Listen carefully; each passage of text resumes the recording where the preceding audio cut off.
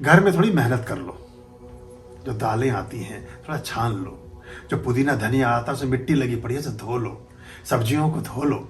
ये धोते धाते नहीं है, ये जो बेचने वाले वजन बढ़ाने के लिए उसे करे जा रहे हैं। सौंफ को फाके जा रहे हैं लोग, उनमें छोटे छोटे मिट्टी के कण हैं, वो सब पेट में जा रहे हैं। खाना नौकरानी बना रही है, वो धोती नहीं है आलस्य के चक्कर में, वो एक बार भी वॉश बेसिन में नहीं ले जाती, वो सोचती पकने के बाद सब निकल जाएगा, वो मिट्टी भी पक रही है, ये सब पेटों में जाके जम जाता है। अगर आप हमारे यहाँ कभी किचन में देखेंगे, धनिया जब तक चीख चीख कर ये नहीं कहता कि मुझे छोड़ दो, तब तक वॉश बेसिन में उस पर ऐठा दिया जाता रहता है, तो वो बेचारा बड़ी मुश्किल से उसकी जान बचती है। ऐसे ही सब सब्जियां हैं और चीज़ें हैं, तो ये सभी के साथ है। मैं जो यूनिवर्सिटी में था, दिल्ली में पोस्टेड था, तो एक बार बहुत हल्की सी शिकायत 20 साल पहले मुझे भी हो गई थी, क्योंकि उस समय जो मेड हमारे यहाँ आती थी उसके हाथ का बना हुआ खाना मैं खाया करता था, और मुझे तुरंत ही ख्याल में आ गया जब मैंने उसको एक दिन रुक करके देखा कि ये कैसे खाना बनाती है, तो मुझे तुरंत फिर मैंने उसको प्रणाम किया और फिर दूसरी व्यवस्था हमने चालू की, और फिर तब से सब चीज़ें ठीक हैं। सबके साथ हैं, हमारा मनुष्य योनि में है, मनुष्य हैं, हमारा जीवन सबका एक ही समान होता है। उस तरह से देखा जाए तो जितना समय देखोगे तो 10-10 मिनट रोज लगा लो, या फिर 3-4 साल बाद एक साथ 1 महीना अस्पताल में लगा लो, बात वहीं की वहीं है।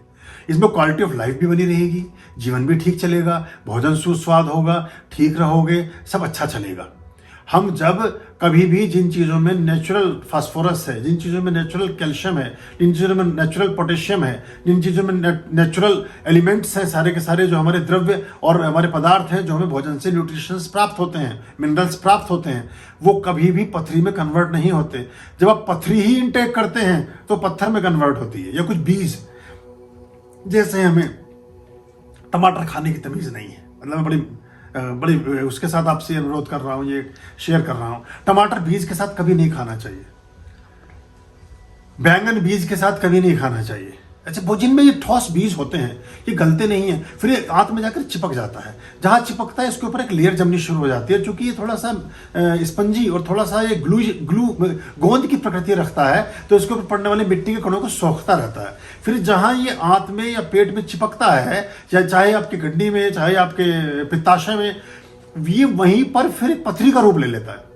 अभी जैसे बना है वैसे ही इसे डाइल्यूट भी किया जा सकता है। पहला परामर्श तो मेरा ये है कि किसी योग्य चिकित्सक से परामर्श ले लें, किसी डॉक्टर से बात करें, क्योंकि मैं कोई वैद्य हकीम नहीं हूँ, लेकिन मैं थोड़ी बहुत जो अनुभव से चीज़ें सीखी हैं या वैद्य हकीमों के साथ रह के जो उन्होंने नुस्खे बताए वो आपसे शेयर कर सकता हूँ।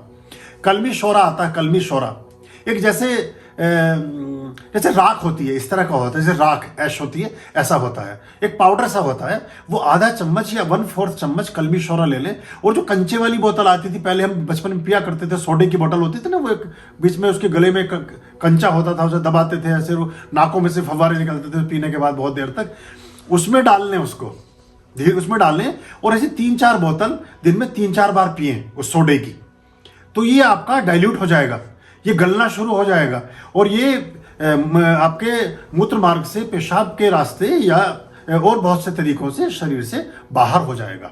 बड़ी से बड़ी पथरियां इससे मेल्ट होती हुई देखी गई हैं। ये लगभग एक महीने या 40 दिन करना होता है इसको, तो ये इसके कोई साइड इफेक्ट नहीं है, लेकिन ये उसको खत्म करेगा। कलमी शोरा किसी भी अत्तार के यहाँ जो पुरानी जड़ी बूटियां या यूनानी और सारी चीजें बेचते हैं कहीं भी मिल जाएगा। एक बार फिर भी इसको क्रॉस चेक अपने डॉक्टर से कर लेना कि क्या ये लेना ठीक है, लेकिन वो मना करेंगे, लेकिन काम यही करेगा, और हो सकता है ऑपरेशन की जरूरत आपको ना ही पड़े और आप ऐसे ही ठीक हो जाएं। बहुत से लोगों की इससे ठीक हो गई है। पानी का इंटेक बढ़ाएं, पानी हम बहुत कम पीते हैं, 8-10 गिलास पानी प्रत्येक व्यक्ति को पीना ही चाहिए, और लिक्विड फॉर्म में जितनी चीजें हो सकती है उनको हमें लेना चाहिए। घी खाने बंद करवा दिए डॉक्टरों ने, जूस पीने, फल खाने बंद करा दिए डॉक्टरों ने। जब तरलता है ही नहीं तो चीज, जब नाली है, नाली में तो गर्म पानी से नाली साफ होगी, शरीर में से जो गंदगी से बाहर जाने वाले जो मार्ग है, एक तरह की नालियां ही तो हैं। हमारे शरीर से जो टॉक्सिन्स हैं उनको बाहर निकालने के जो एग्जिट मार्ग हैं वो नालियों की तरह हैं। गर्म पानी का सेवन करें, गर्म पानी पीने से किडनी साफ रहती है, बहुत सी चीज़ें अच्छी होती हैं और बहुत तेज़ी से काम करती है। गर्म पानी पीने की आदत डालें, ठंडा कभी ना पिए, फ्रिज की रखी हुई चीज़ों का सेवन ना करें, जितनी चीज़ों में प्रिजर्वेटिव्स हैं उनको ना खाएं, ना तो मिर्च मसाले ऊपर से कुछ चीज़ें भर भर के ना खाएं, फलों पे मसाले डाले जा रहे हो, ऊपर नमकीन मिर्च, इस सब की जरूरत नहीं है।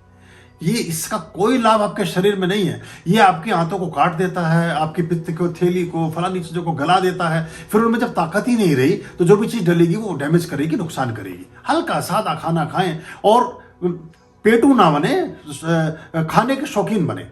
मतलब ऐसा कोई थैला नहीं भर लेना है, थोड़ा थोड़ा खाएं, अच्छा खाएं, होश पूर्वक करें तो अच्छा रहेगा। मोटापे के चक्कर में घी और तेल बंद करवा दिया। मोटापा घी तेल से नहीं आता है, ना सरसों के तेल से मोटापा आता है, ना गाय के घी से मोटापा आता है। ये कंसेप्ट ही गलत है एक्चुअली।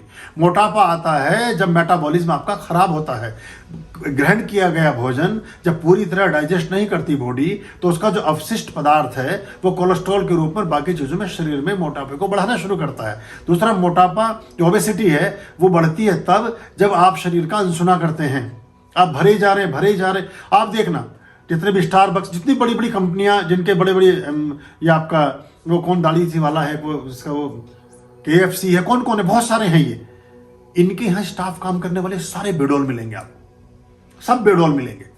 इनके यहाँ खाने वाले सब बेडोल मिलेंगे। सबके पेट उनसे पहले पहुंचेंगे कमरे में। आदमी बाद में जाएगा, पहले पेट पहुंचेगा कि आई एम प्रेजेंट सर। तो उसमें ये देखिए कि वो क्या चीज खा रहे हैं, सारा खाना बासी खा रहे हैं।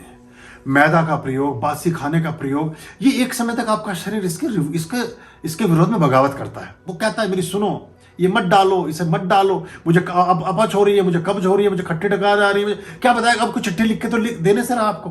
वो जो कह सकता है कहता है। समय पे आप फ्रेश नहीं हो रहे हैं, समय पे नींद, सब कुछ गड़बड़ हो रहा है, लेकिन आप कभी सुनते नहीं, ठूसे जा रहे हैं, ठूसे जा रहे हैं, ठूसे जा रहे हैं। एक टाइम के बाद वो हाथ खड़े कर देते हैं, बोले तू जान और तेरा काम जाने। फिर आप डॉक्टरों के चक्कर काटना शुरू कर देते। शरीर जब पहली बार स्पंदित करे तभी सुनिए उसकी बात और इससे बचिए। सामानों में ध्यान दीजिए, अच्छे सामानों का इस्तेमाल करिए। या तो आप रोजाना 15 मिनट किचन में ज्यादा लगाइए, वरना 2 साल बाद 15 दिन अस्पताल के लिए रिजर्व कर लीजिए। ओम स्वस्तिअस्तु।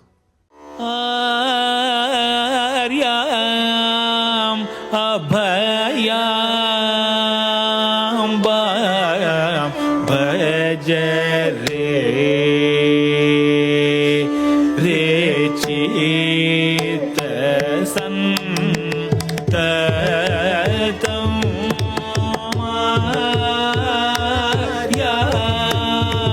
अभयम